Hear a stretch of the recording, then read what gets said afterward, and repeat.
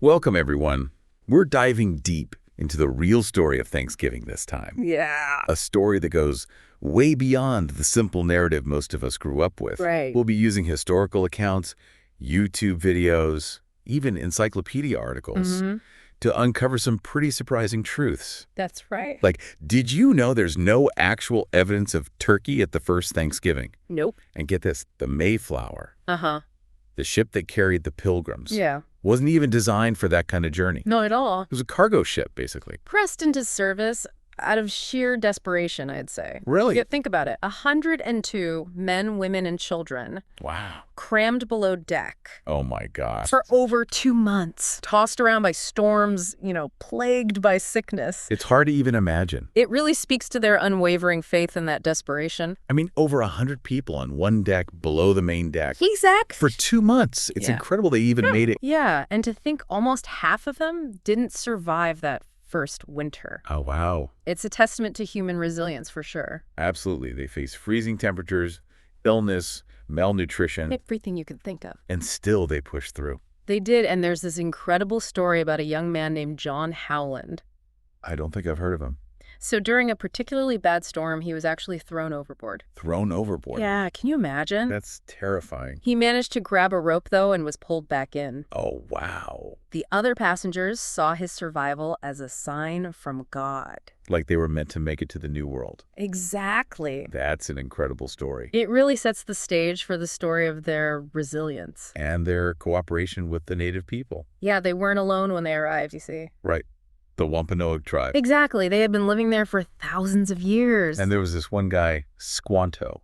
Ah, Squanto. Yeah, I've heard the name, but I don't really know the story. His story is really fascinating, actually. Oh. He had been captured by English traders years before. Oh, no. Sold into slavery in Spain. Wow. But he managed to escape to England. He escaped. He did, and while he was there, he learned to speak English. So he could speak both languages. Which is how he became such a key figure. Between the Pilgrims and the Wampanoag. Exactly, a bridge between two worlds. It sounds like fate put him in the right place at the right time. You could say that, and he was vital to their survival. Right. He taught the Pilgrims essential survival skills. Like what? How to plant corn, fish, gather edible plants. Oh, wow. So without him, They might not have made it.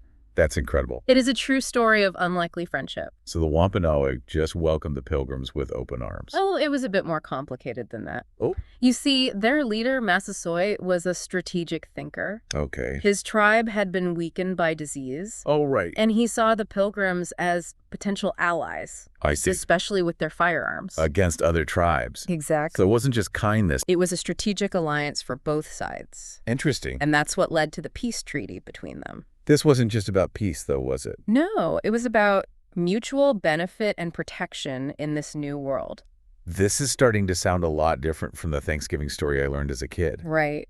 So they survived the harsh winter, learned to survive in this new land thanks to Squanto, formed this strategic alliance with the Wampanoag. Mm-hmm. And that all led to the first Thanksgiving in 1621. That's right. But you mentioned earlier about there being no turkey. Right. No turkey. The first Thanksgiving, as we picture it today, is quite different from what actually happened. It was a 3-day feast, Wow. celebrating the Pilgrims' first successful harvest. Okay. But the menu was nothing like what we see today. So no turkey and all the trimmings. Not quite. What did they eat then? I have no idea. Well, according to historical records, they probably had venison, waterfowl, fish, Okay. native fruits and vegetables, shellfish. So no turkey, but plenty of other things. Yeah, and remember, for the Wampanoag, bringing food to a feast was customary. Right. They brought 5 deer, which would have been a huge contribution. 5 deer. Venison was a staple of their diet. Wow. So this feast was about more than just the food, wasn't it? Absolutely. It was about cultural exchange, too. Did they just eat for 3 days straight? Well, no, they also had different forms of entertainment. Like what? The Pilgrims performed military drills, Oh, wow. while the Wampanoag did storytelling and games and athletic contests. Imagine those two cultures coming together like that. It's amazing to think about. It's definitely different from our modern Thanksgiving. With football and parades. Right. But it must have been incredible to see. But here's the thing. The Pilgrims and the Wampanoag, Yeah. they actually had very different perspectives on this event. What do you mean? For the Pilgrims, it was a religious celebration. Okay. They were giving thanks for their survival and the harvest. Makes sense. But for Massasoit and his people, it was more about solidifying their alliance with the Pilgrims. Because of the European colonization. Right. So on the surface, a shared celebration, but underneath. All these complex layers of motivation and cultural understanding. It really adds a whole new dimension to the first Thanksgiving. Doesn't it? Much more than what's usually portrayed. For sure. It's amazing how something we see as so simple, so wholesome today, actually has such a complex beginning. Yeah. The journey of Thanksgiving is a long one. Spanning centuries. Centuries involving presidents, writers, even wars, you know? Wow. I never realized that Thanksgiving is a national holiday. Yeah. It wasn't a thing until 1863. It's true, right in the middle of the Civil War. Really? I always assumed it went way further back. It seems that way, doesn't it? But that's when it was officially proclaimed. So who made that happen? President Lincoln. Yeah. He was looking for ways to unify the nation. Makes sense with everything going on at the time. And he thought a shared holiday with themes of gratitude and unity would be perfect. I can see why he'd choose Thanksgiving. Right. It's interesting how historical events shape our holidays. For sure. So it became a national holiday then. Well, not officially on the calendar as the fourth Thursday in November. Oh, right. Wasn't that Roosevelt? You got it. President Roosevelt made it official in 1941. So there was a lot of back and forth. Quite a bit, actually, before it found its permanent spot. Was there anyone else who played a key role in this? Oh, absolutely. There's Sarah Josepha Hale. I've never heard of her. She was a writer and editor, very prominent. Okay. And she was a huge advocate for Thanksgiving. For a National Thanksgiving Day. Throughout the whole 19th century, writing letters to presidents urging them to make it happen. Wow, so she was pretty influential. Very much so. A real force to be reckoned with. It's amazing how much impact one person can have. It really is. So thanks to these individuals. A small harvest feast turned into a national symbol. Of unity and gratitude, exactly. But you mentioned a darker side to this story. Right. What did you mean by that? Unfortunately, the peaceful coexistence between the Pilgrims and the Wampanoag didn't last forever. What happened? More and more European settlers arrived. Tensions grew. Over land and resources, I imagine. Exactly. And conflicts were bound to happen. It's sad how often colonization leads to violence and displacement. It's a part of history we can't forget. Especially when we're focused on the positive side of Thanksgiving. Right. Are there any specific examples of these conflicts? Well, the Pequot War in the 1630s. The Pequot War, yeah. That's a tragic example. The colonists massacred the Pequot tribe. Horrible. And then they declared a day of Thanksgiving. After that, it's hard to believe. It really highlights the different viewpoint between the colonists and the Native Americans. Absolutely. We have to remember that history is often told from the perspective of the victors. And the Thanksgiving story we know is mainly from the Pilgrim side. Exactly. For Native Americans, the holiday has a very different meaning. It's easy to forget that when we're caught up in the traditional story, we need to make space for those who suffered because of colonization. Were there other conflicts like this? Sadly, yes. King Philip's War from 1675 to 1678. I've heard of that one. One of the bloodiest conflicts in American history. It really changed the relationship between Native Americans and the settlers. It left lasting scars, for sure. It's heartbreaking to think about the loss and the trauma. It's important to acknowledge that. So how do some Native Americans view Thanksgiving now? Yeah, with all this history, how do they see it? Well, for some, it's a day of mourning, a time to remember the injustices that their ancestors faced. Right, and that led to the National Day of Mourning? The National Day of Mourning. Observed on the same day as Thanksgiving. I've never heard of that. Can you tell me more? It started in 1970. A Wampanoag leader named Wamsutta. Okay. He was invited to speak at a Thanksgiving event in Plymouth. Interesting. But his speech was rejected. Why? He challenged the traditional narrative and talked about the suffering of his people. So instead, he and other Native Americans held their own gathering. In Plymouth. Yeah, and that was the first National Day of Mourning.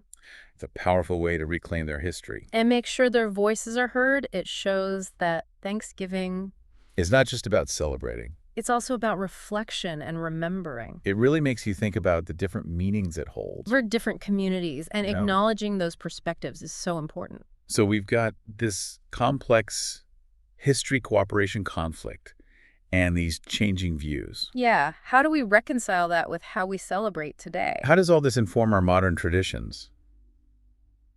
Yeah, it's a good question. I mean, on the one hand, we've got all these modern traditions. Right. The Macy's parade, the football games, the huge feasts. Yeah, Thanksgiving wouldn't be the same without them. Definitely not. Right. It's interesting how the Macy's parade, With the giant balloons. right, and the elaborate floats, It's become such a symbol of the holiday. millions of people watch it every year. And then there's the presidential turkey pardon. Oh, yeah. I wonder what the Pilgrims and the Wampanoag would think of that. Yeah, I know, right? That's a pretty funny tradition. Definitely adds a bit of humor to the occasion. And of course, we can't forget the food. Right, the food's a huge part of it. It's amazing how some dishes have become so tied to Thanksgiving. Like turkey and stuff and cranberry sauce, pumpkin pie. Exactly. They're practically synonymous with the holiday, And every family has their own special recipes. passed down through generations. Yeah, my family always debates who makes the best stuffing. Oh, that's fun. It's a friendly competition every year. But I think beyond the specific dishes, Yeah. it's really the act of sharing a meal with loved ones. Yeah, that's the heart of it. That sense of community and connection. Exactly. It's a time to come together, share stories. Express gratitude and just celebrate those bonds. It's interesting how, even though modern traditions Mm-hmm. seem so different from the historical events, Right. they still reflect some of those core values. From the first Thanksgiving, That gratitude for the harvest, the sense of community. a shared meal. It's kind of a mix of history and modern interpretation, isn't it? Yeah, and as we learn more about the past, Our way of celebrating also changes. for sure it shows that Thanksgiving is so much more than just a day off. Or just a big meal. It reflects our history, our values. And how we see ourselves as a nation. Yeah. So after all this, I think it's clear that Thanksgiving Yeah. is way more complicated than we thought. Absolutely. It's a mix of so many things. Historical events, evolving traditions, these different perspectives. It's a holiday that encourages us to really grapple with the past To recognize the sacrifices that were made. and to celebrate that spirit of resilience and gratitude. That's a good point. As we wrap up this deep dive, Mm, I'm wondering how we can reconcile all this history yeah, with how we celebrate today. it's a big question. Knowing what we know now, Hmm. how can we honor both the Pilgrims and the Wampanoag? That's something everyone has to think about for themselves. Maybe it starts with recognizing that for some people, Mm-hmm. Thanksgiving is not just a celebration, Right. but a day of mourning. A time for reflection Perhaps we can use this holiday to have meaningful conversations, about our shared history. even the difficult parts. That's important. And maybe it's about remembering that gratitude and celebration Yeah, can go hand in hand with awareness and empathy. that's a beautiful way to put it. So in the end, Thanksgiving is an invitation, isn't it? To connect with our past, learn from it, and celebrate our shared humanity. Even with all the complexities. Exactly. This deep dive has given me a lot to think about Me too. as I get ready for my own Thanksgiving. And remember, it's not just about the food. Although the food is pretty amazing. It is. Thanks for joining us on this journey into the real story of Thanksgiving. It was my pleasure. We hope it's giving you all some food for thought. Happy Thanksgiving, everyone. Happy Thanksgiving.